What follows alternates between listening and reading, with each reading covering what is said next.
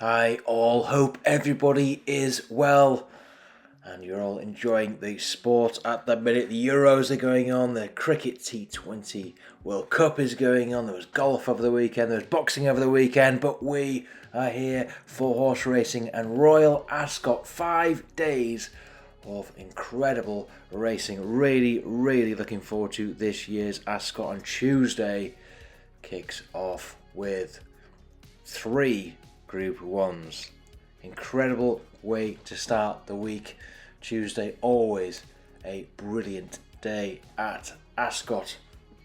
So we're going to have a look at some selections for Tuesday. Good luck if you're having a bet this week at Ascot. Let's have a look.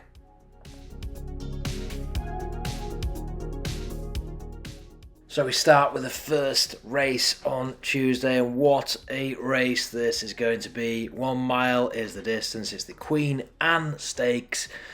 14 runners expected at this stage, and a couple we like the look of here. Sharon, 3-1 favourite. Silvestre de Souza will be taking the ride. Roger, variant trained, had a really nice year so far. Bit of a slip up, you could argue, last time at the Lockinge, but it was a strangely run race at Newbury back in May.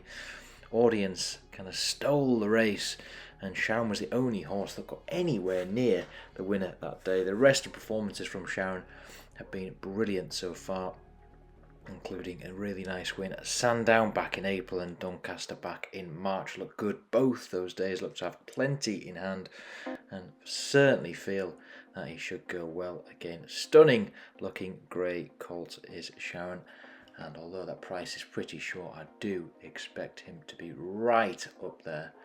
So that was Sharon, 3-1, but one at a much bigger price each way. This one 25-1. Poker Face feels overpriced. Had an amazing 2023, really did come on some last year. 3 wins at the back end of the year, all in really decent quality races. Had a second this year at Sandown Park back in April.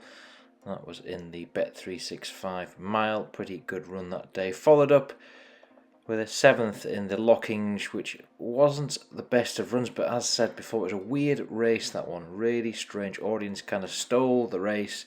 Nothing could get close to Audience, apart from Sharon, who was chasing me down towards the end, and that's why I think we can forgive Poker Face that run. Certainly this is a step up, of course, against all these other horses. It's a really tricky race, this one. Lots of quality in there, but at 25-1, I feel, just given how Poker Face was going last year, certainly feels like there's more potential, potentially untapped potential there. And at 25-1, I like his chances to hit the frame and outrun those odds, especially if you can find some extra places. So best of luck on the first. That's the 2:30 Ascot. Right, on to the next one.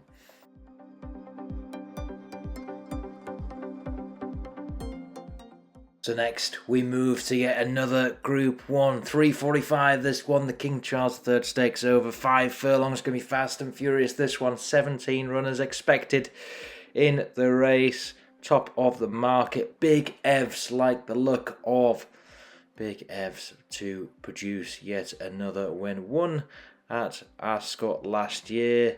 That was in the Windsor Castle Stakes, and feel he can continue to progress and win this big race, big Group 1 for him. But if we look at Big Ev's career to date, it's been quite spectacular. Just the one blip on the card last year at the Ebor Festival in York. The rest of the time has been incredible. Really good win last month at York at the Dante Festival, winning the British Stallion Studs Westow Stakes.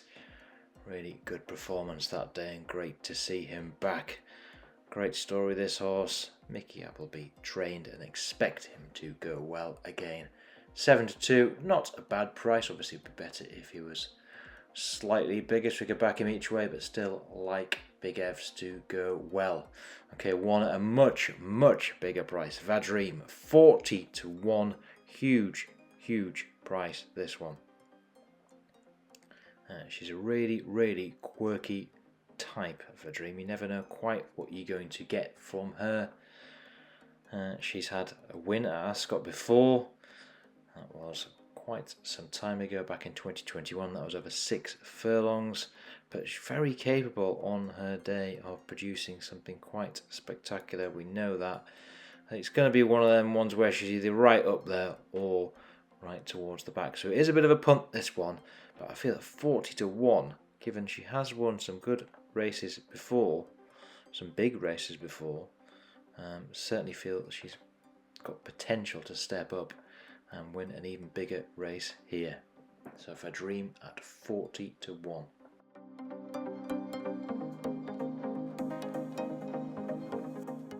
Next we move to yet another Group 1. 8 runners expected in this one. St James's Palace Stakes. Fascinating race, notable speech. There'll be a lot of eyes on that horse. An incredible career to date for notable speech. Charlie Appleby trained, but we'd like a couple at much, much bigger prices. In fact, right at the other end of the market. Unquestionable Aidan O'Brien trained horse. Had a really nice win over in the US last year at Santa Anita. It was a fast race, that one. A really, really nice finish. Finished 4th last month at the 2,000 guineas over in Ireland at the Curragh. Not a bad run that day, 10-1, and that's for me. If you can get some extra places, just feel like unquestionable. Certainly got some potential to run a big, big race in the St James's Palace Stakes. It's a really interesting race, this one. And that's why I do like the outsiders. Another outsider is Al McCam. Tom Marquand set to take the ride, trained by Ed Walker. Really good performance last time out at Sandown Park back on the 23rd of May. That was in the Heron Stakes.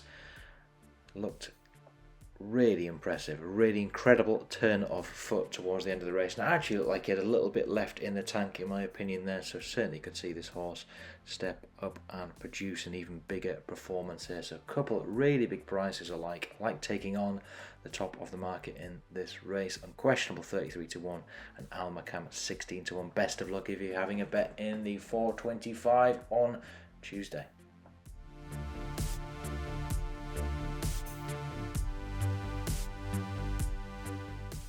Finally, we head to the 505 on Tuesday.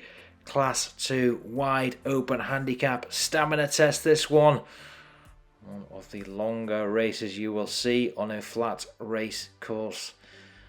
And we like one at a bit of a price here. Andrew Balding trained. Sheen Murphy's going to take the ride. Berkshire Rocco 16-1 was bigger earlier in the week. There's been nibbles around for the horse. Looks reasonably well handicapped. Certainly feel he's got potential to run a decent race at that price, especially if you can get extra places. Has been seen running at Ascot last year. That was in a race just short of 2 miles. Finished 2nd of 10 that day in a Class 2 under slightly more weight than he will be on him on Tuesday. So certainly feel at that type of price, Berkshire Rocco looks like an interesting each way punt. Best of luck if you're having a bet on any of these races over on Tuesday at Ascot, and best of luck if you're heading down to Ascot as well. Hope you have a great day. Loved my trip down there last year. Won't be going there this year, but had a really, really fun time down there last year. Hope the weather is good. Hope you find plenty winners. Best of luck to you all. Let me know what you're getting on, and take care all. Speak again soon.